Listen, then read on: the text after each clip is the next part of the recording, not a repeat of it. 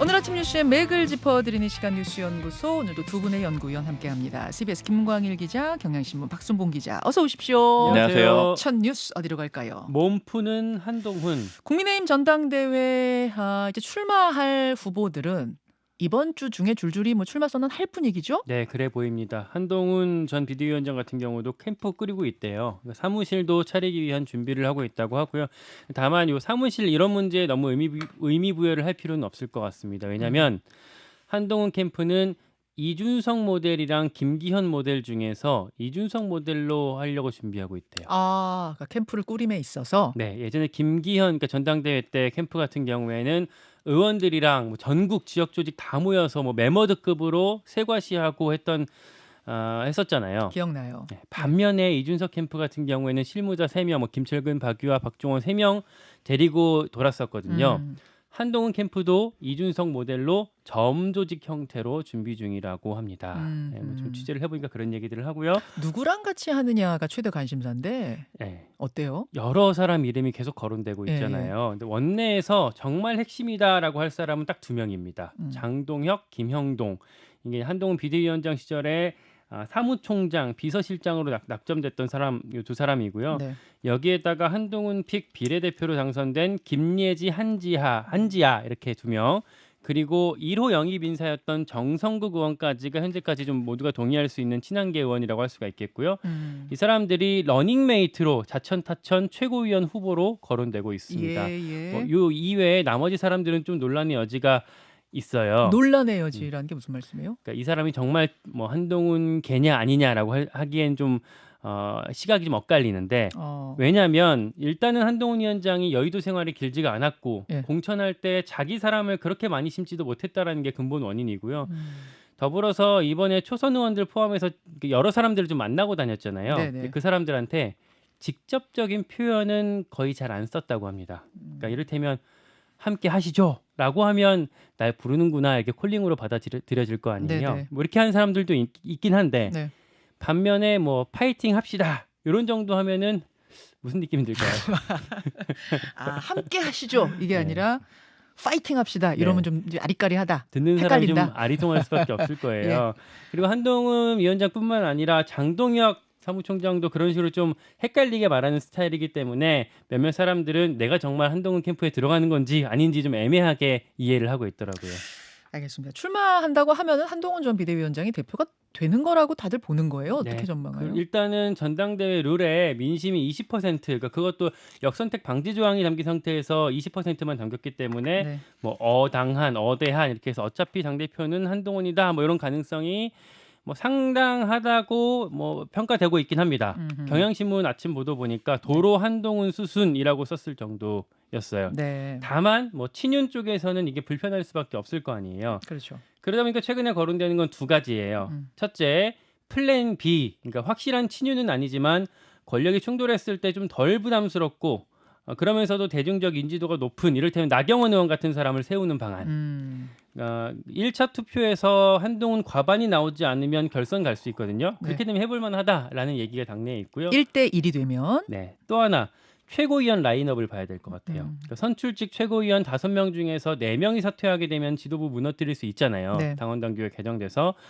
이렇게 해서 만약에 친윤 후보가 4명 이상이 최고위원으로 들어가면 그렇게 되면 이렇게 위협이 될 수 있다. 한동훈 위원장한테 위협이 될 수 있다라는 거고 이 전략을 위해서 제가 최근에 듣기로 친한 쪽으로 출마하려는 사람들한테 좀 뒤에서 협박하고 위협하고 이러고 있다라는 얘기도 들리더라고요. 그건 이제 취재해본 두루 소문이 그렇다 이런 얘기죠? 네, 그런 전언이 있습니다.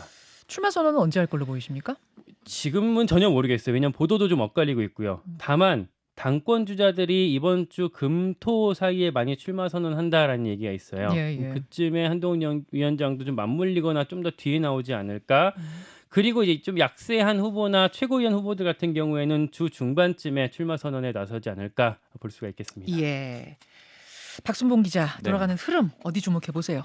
일단 방금 김광일 기자가 얘기했던 이제 우세한가 실제 어대한인가 이 부분을 좀 주목을 해볼 필요가 있을 것 같은데 제가 어제 좀 얘기들을 전반적으로 들어봤는데 생각보다 이 표현이 좀 많이 들리더라고요. 그렇게 원사이드하게 가진 않을 것 같다. 아, 막상 레이스가 시작되면 네, 그러니까 지금은 한동훈 뭐 전 어대한 어당한 이런 분위기까지는 아닐 거다. 그렇죠. 한동훈 전 위원장이 압승할 거다라는 게 일반적으로 언론의 평가고 뭐 대부분의 분위기인데 그렇게까지는 가지 않을 것 같다 이렇게 얘기를 하는데 그렇게 보는 근거가 뭐냐면은 어제 국민의힘 모 관계자가 일단 하는 얘기는 그림 자체가 일단은 이렇게 나눠볼 수 있다라는 거예요. 한동훈 전 위원장 쪽을 보면 원외위원장, 그다음에 소장파, 공천 이제 받았는데 떨어진 뭐 수도권 사람들 그렇죠. 뭐 이런 사람들로 묶어볼 수가 있고 예.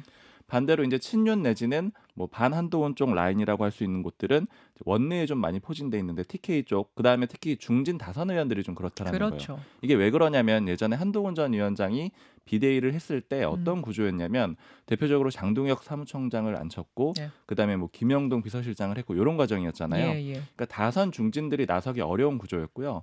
그다음에 공천 과정을 보더라도 뭐 대표적으로 김태우 의원 같은 경우에 이제 어려운 지역으로 재배치가 됐잖아요. 그러니까 중진들이 봤을 때는 한동훈 전 위원장이 들어와서 당 대표가 되게 되면 세대 교체라는 흐름이 만들어지게 될 거고, 그럼 자신들의 역할 자체가 굉장히 줄어들 거고, 게다가 한동훈 전 위원장의 대표적인 기조를 보면은 탈여의도랄까요? 하여튼 뭐 맞아요. 기성 여의도 정치에 대한 그런 반발이 있는 거잖아요. 여의도 사투리 안 쓰겠다. 뭐 이런 것들. 맞습니다. 그렇기 때문에 기득권이 좀 뭉치고 원외 당협 위원장 뭐 이런 세력들이 뭉치는 그런 그림이 만들어질 수가 있고 그래서 이제 요 구도로 봤을 때 붙으면 누가 이길 것이냐 이런 그림이 되는 건데 그렇게 장담을 할 수는 없다라는 거죠. 왜냐하면 이제 당원들의 비중을 봤을 때는 TK 쪽에 특히 많고 예. 그다음에 이제 당원 동원력에 대해서도 얘기들을 좀 하는 게 네. 원외 당협위원장들이 당원들 동원하는 게 쉽지 않을 거라고 예측들을 하는 게 뭐냐면은 문자 얘기를 많이 해요. 그러니까 문자요? 문자 메시지를 당원들한테 한번 보내야 되는데 예, 예. 그 비용이 엄청나다라는 거죠. 몇 천만 원씩 들어가는데 그걸 할 수 있는 건 원내 의원들이라는 거죠. 근데 원내 당협위원장들은 당장 도와주기 자체가 쉽지가 않다라는 거예요. 그렇기 때문에 실제로 붙어보면 예. 숫자 자체는 이제 한동훈 전 위원장이 예를 들어서 뭐 원내 그 당협 만들어주고 이런 거 지원해주고 이런 공약도 냈기 때문에 숫자가 많긴 한데 실제 힘 자체는 그 소수더라도 원내 의원들이 더 강할 수가 있다. 그래서 이제 그런 것들에 대한 좀 네. 그러면 한계가 있다는 한동훈이냐 거죠. 아니냐라고 했을 때 그 아니냐 쪽, 그러니까 친윤계가 우리 후보다라고 낼 수 있는 사람은 누구로 지금 꼽히는 거예요? 맞아요. 근데 그래서 결국엔 이제 구도가 좀 중요하다 이런 얘기들을 하는데 방금 말씀해주신 대로 최고위원들도 뭐 양쪽에서 찾고 있는 것은 사실이에요. 근데 그거는 일단 좀 걱정이 되기 때문에 그러니까 실제 지도부가 들어서고 나서라도 문제가 될 수 있기 때문에 그렇게 하는 거고 그보다는 구도가 중요한 건데 친윤 후보가 없다 이 얘기는 저희가 이제 방송할 때도 많이 이제 네. 얘기를 해드렸잖아요. 지금 네. 거론되는 후보들 보면 뭐 나경원 전 의원, 네. 뭐 안철수 의원, 뭐 윤상현 의원, 거기에 뭐 김재섭 의원 이런 사람들이 거론되고 있는데 다들 비윤이라고 할 수가 있는 거죠. 그렇죠. 그래서 오히려 지금 나오는 얘기들은 친윤 쪽에서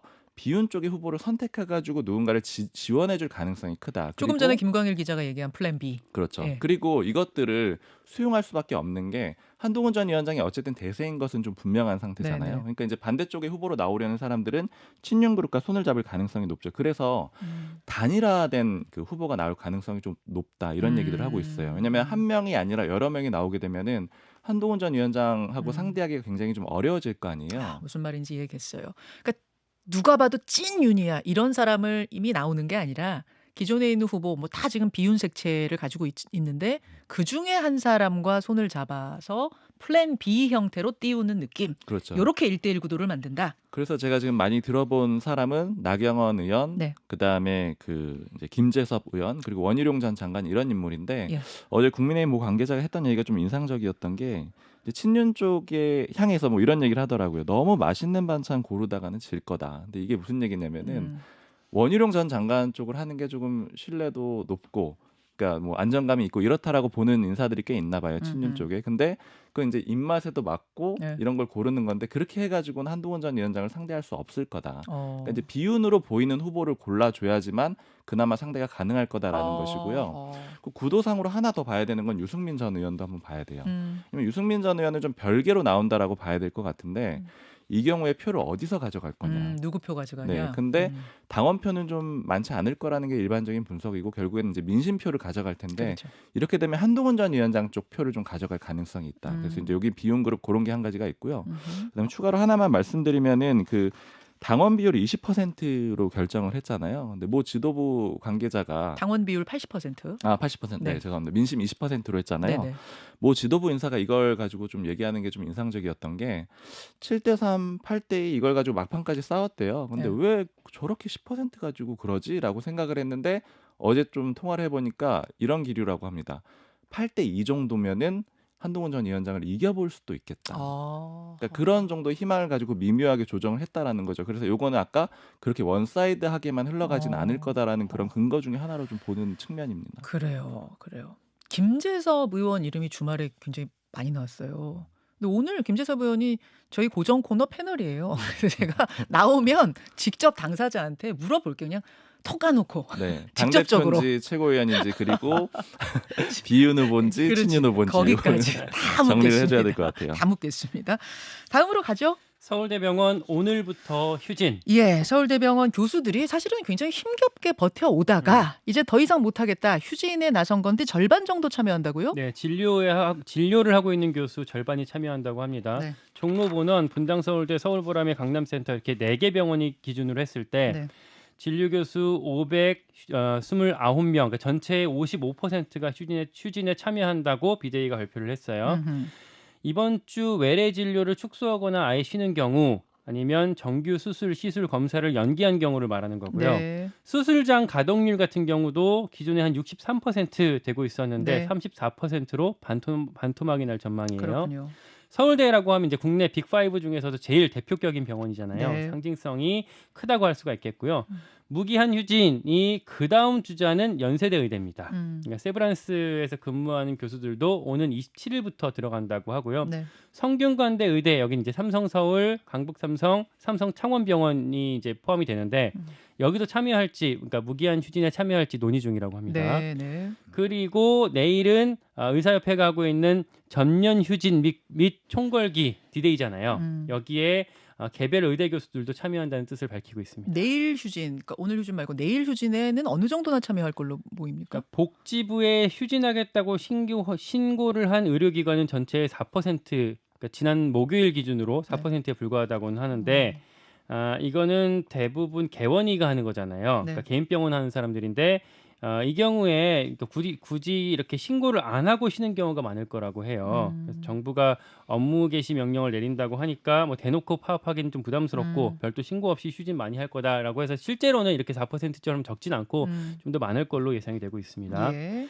의사협회에서 어제 정부에 3가지 요구 조건을 내걸었어요. 어떤 건가요? 첫째, 의대 정원 증원 재논의. 음. 둘째, 필수 의료 정책 패키지 수정. 셋째, 전공의 의대생 대상 행정명령을 그러니까 저번에 철회했잖아요, 정부가. 네. 그거 말고 아예 취소해라. 아예 없었던 걸로 해라. 이렇게 3가지 요구 조건을 내걸면서 정부가 수용하게 되면은 집단 휴진하겠다라는 걸 보류할지 찬반 투표를 하겠다라고 했었거든요. 근데 정부가 바로 거부했습니다. 한덕수 총리가 했던 얘기가 헌법과 법률에 따른 조치를 어떻게 아예 없던 일로 만들겠습니까? 라고 반박을 했고요. 또 중대본에서 보도자료를 냈는데 진료 거부 장기화가 돼서 병원에 손실이 발생하면 구상권 청구를 검토하겠다라고 엄포를 했어요. 자, 지금 이게 몇 개월이 넘어가는 상황인데 이제는 결국은 다 손을 들고 중간에 끼인 환자들 또 뭐 간호사들 굉장히 지금 이제 이거 어떻게 해야 되나 하고 있는 이런 상황까지 왔어요. 이런 상황에서 정치권은 이거 풀기 위해서 좀 안 움직입니까? 어제 좀 인상적인 장면이 있었는데 민주당이었어요. 그러니까 네. 보건복지위 소속 의원들이 서울대병원 비대위를 찾아갔습니다. 네네. 근데 지금 원구성 협상이 안 돼 있잖아요. 네. 그래서 보건복지위에서 국민의힘 위원들은 안 가고 민주당 위원들만 갔어요. 네. 그러다 보니까 야당끼리만 가니까 대화할 때 뭐 요구 조건을 주고받고 할 수 있는 상황이 아니고 특별한 성과를 내지 못했습니다. 의대 정원 증원, 그러니까 정부가 의대 정원을 증원했던 과정을 검증하겠다, 야당이. 네. 뭐 그 정도 약속을 하고 왔다고 하고요. 국민의힘 같은 경우는 여기엔 참여 안 하고 특위 차원에서 해법을 찾겠다라고 하고 있는데 뭐 양쪽 다 특별한 뭐 진전 상황은 없어 보입니다. 참 답답합니다. 박순봉 기자. 네, 지금 이제 정부 쪽의 입장은 굉장히 좀 확고한 거잖아요. 근데 제가 최근에 정부 고위 관계자랑 얘기를 해봤더니 네. 이걸 조금이라도 물러서는 그런 메시지를 드러낼 생각은 전혀 없다라는 거예요. 그러니까 그게 대표적으로 어제 드러난 게 의협 쪽에서 밤 11시까지 답 달라 그랬는데 그냥 그 전에 먼저 바로 답을 한덕수 총리가 줬잖아요. 네네. 그리고 또 하나 지금 의협이나 아니면 뭐 이제 교수들도 많이 요구를 하는 게 박민수 차관의 사퇴라는 거예요.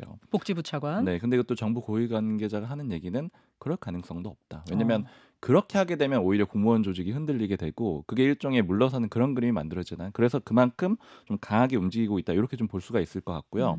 그다음에 또 하나 좀 주목을 해봐야 되는 거는 정부 쪽에서는 이렇게 의대 교수들이 많이 나서도 별로 타격이 없을 것이다. 의료 대란 같은 건 없을 거다. 이렇게 보고 있어요. 그래요? 네, 근데 이게 왜 그러느냐 하면은 이 휴진의 개념 자체가 좀 다르다 이런 점을 좀 주목을 해서 봐야 될 것 같아요. 휴진의 개념이 다르다? 네, 그러니까 우리가 생각하는 일반적으로 생각했을 때 휴진이라고 하면은 병원에 의사가 없고, 그치. 그래서 이제 굉장히 걱정되는 그런 상황을 치료 얘기하는 못 받고. 거잖아요. 예. 근데 지금 이때 서울대 그 의대 그 비대위 쪽에서 하는 얘기는 뭐였냐면은 병원의 그 수술장 가동률이 현재 62.7%인데 33.5%로 낮아질 거다. 네. 절반 정도로 떨어질 거다라고 했어요. 근데 이 수치만 보면은 굉장히 많이 떨어지는 걸로 우려가 되는 거죠. 네. 근데 실제 휴진이란 뭐냐라는 걸 이제 교수들이 내부적으로 비대위 쪽에 많이 물어봤다라는 거예요. 네. 그랬더니 들어온 답변은 뭐냐면은 일정만 조정해도 휴진이라는 거예요. 그러니까 의사가 그날 왔고 여러 개의 수술이 있어요. 근데 굉장히 중요한 수술이 하나 있어요. 그래서 오긴 왔고 네. 나머지는 조정을 해요. 이것도 휴진으로 자체적으로 보겠다라는 거예요. 그러니까 의사들이 완전히 없는 그런 상태는 아니고, 그래서 나중에 이 휴진율에 대해서 집계를 하는 게 정부하고 비대위하고 굉장히 큰 차이가 있을 가능성이 높습니다. 정부 쪽에서 봤을 때는 뭐 큰 수술들은 대부분 했으니까 이건 휴진은 아니야라고 집계를 할 가능성이 있고, 의사들은 우리는 이렇게 조정을 해가지고 이런 게 동참할 의지가 있어 이렇게 보일 가능성이 있다라는 거죠. 실제 여파는 좀 지켜봐야 되겠지만 일단 정부 쪽에서 보기로는 그렇게 강력한 그런 휴진의 효과는 있지는 않을 것이다. 요걸 좀 하나 좀 주목을 해서 보셔야 될 것 같고요. 그다음에 두 번째는 그 의사 단체들 간의 그 신뢰도랄까요? 그러니까 계속해서 서로 누가 대표냐 이런 갈등이 기본적으로 있는 상태인데다가 특히 이제 교수들이 원하는 거는 전공의의 복귀거든요. 이것도 물론 정부 쪽의 이야기이긴 한데 정부 쪽에서는 지금 교수들이 정말 힘든 거는 그 이제 의사들의 이제 이런 운영이라든가 병원 운영에는 이제 큰 문제가 없는 상태인데 교수들이 되게 힘들다라는 거예요. 그렇죠. 전공의들이 없어가지고 당직 서고 그다음에 일일이 이제 차트 쓰고 이런 것들을 굉장히 어려워한다라는 그게 거죠. 아마 지난 4개월 동안 병원에 직접 가보신 분들은 아실 거예요. 저도 한번 서울대병원에 가본 적이 있는데 네. 그러니까 전공이 몇 명이 붙어서 도와주던 일을 정말 교수님이 혼자서 하루 종일 헉헉거리면서 얼마나 버틸지 모르겠어요 하면서 진찰 하시더라고요. 맞아요. 그래서 이 전공의들이 돌아오는 게 중요하고, 그래서 교수단체들이 요구하는 첫 번째 요구사항은 이 전공의들에 대한 행정처분을 취소해달라는 거잖아요. 네. 근데 의협 쪽은 달라요. 의협 쪽은 그 세 가지 요구사항 중에 마지막에 그게 있어요. 그러니까 완전 이제 의대 정원 원점 재조정이 더 앞부분에 있는 거고요. 이렇게 입장이 다르고, 그다음에 전공의들은 기본적으로 교수들에 대해서 뭐 좀 강한 표현으로 좀 자신들을 착취한다라고 보는 거고, 그다음에 또 전공의들은 의협에 대해서 불신이 있습니다. 지난번에도 그 의대 정원 조정 문제가 있을 때 저기들은 별로 참여도 안 하고 최전방에 있는 건 우리고 피해 보는 건 우리인데 이런 생각들이 있어서 이 집단별로 좀 갈등이 있다. 이런 것도 봐야 될 것 같습니다. 근데 이게 결국은 정부가 조율을 해야 되잖아요. 교수들 어차피 큰 수술, 중요한 수술 못 버릴 거야. 의사니까. 결국 나오겠지. 그럼 그게 뭐 휴진이야. 갈 때까지 가보자. 이런 식이 되면 결국 공살 골탕 먹는 거는 이거 환자들 아닙니까? 맞아요. 다들 불안할 이거 해법 수밖에 찾고 없죠. 뭔가 조정해야 되는 거예요. 갈 때까지 가자가 되면은 참 큰일인데 잠시 후에 그래서 오늘 2부에서 환자 한 분도 좀 만나보고, 중증 질환자들 만나는 그 환자 한 분 만나보고 간호사들 얘기도 좀 들어보고 그렇게 하겠습니다. 마지막으로 가죠. 상속세 인하 검토 중. 상속세 인하 검토 중이라고 대통령실 정책실장이 어제 아침 TV에서 발표를 했어요. 네, 성태윤 실장이 어제 KBS에서 나와서 밝힌 얘기였고요. 네. 그러니까 우리나라 상속세 최고 세율이 50%거든요. 그러니까 30억 원 이상 상속했을 때의 경우인데, 그리고 대기업 최대 주주에 한해서는 60%까지 적용이 돼요. 네. 이 최고 세율을 30% 안팎 정도까지 인하할 필요가 있다라고 얘기를 했습니다. 이렇게 되면은 한 반토막 정도 날 수 있다는 얘기예요. 찬성 논리가 뭐냐면 일단 우리나라 상속세가 OECD 두 번째로 높거든요. 네. 그러니까 38개 회원국 중에서 19개 나라가 상속세를 물리고 있는데 일본이 제일 높고 그다음이 우리나라 정도거든요. 일본이 제일 높아요? 네, 한 상속세? 60% 정도로. 이걸 평균으로 했을 때 한 26% 정도니까 그 정도로 낮추겠다라고 하는 거고요. 예. 옛날에는 다른 세금이 잘 안 거치니까 상속세를 높게 유지를 했었는데 이제는 그렇지가 않고 또 다른 세금을 낸 사람들이 또 상속세를 내게 되는 거잖아요. 그렇게 되면 이중과세 문제도 있다라고 주장을 하고 있습니다. 그러니까 종부세 내는 사람이 종부세도 내고 상속세도 50% 내고 뭐 이렇게 되는 게 이중과세다. 네, 라는 주장이고요. 네. 그러니까 지금 그리고 집값이 너무 많이 올라서 서울에 아파트 한 채 물려줄 때도 상속세가 너무 많이 된다라는 게 성태훈 실장의 논리였어요. 네. 종부세도 뭐 폐지 또는 전면 개편해야 된다라고 얘기 같이 나왔고요. 다만 야당이나 언론에서 재정 건전성 필요하다고 하면서 뒤로는 부자 감세하는 거 아니냐, 재정이익이 더 심각해지는 거 아니냐 이렇게 지적을 어제 했었거든요. 그리고 나니까 어젯밤에 대통령실에서 추가 입장을 내서 이건 좀 검토하고 있는 여러 대안 중 하나 정도다. 그리고 여러 의견들 수렴해서 다음 달 이후에 결정하겠다라고 좀 물러서는 입장을 추가로 냈습니다. 예. 자, 여기까지 일단 설명 듣죠. 뭐 사실은 세제 조정이 필요하면은 이거 충분히 검토하고 논의해서 할 수 있는 문제예요. 다만 좀 섣부르게 던져져 가지고 시장이 막 혼란하고 그렇게는 안 됐으면 좋겠다라는 생각 드네요. 두 분 수고하셨습니다. 고맙습니다. 감사합니다. 김현정의 뉴스쇼는 시청자 여러분의 참여를 기다립니다. 구독과 좋아요, 댓글 잊지 않으셨죠? 알림 설정을 해두시면 평일 아침 7시 10분 실시간 라이브도 참여하실 수 있습니다.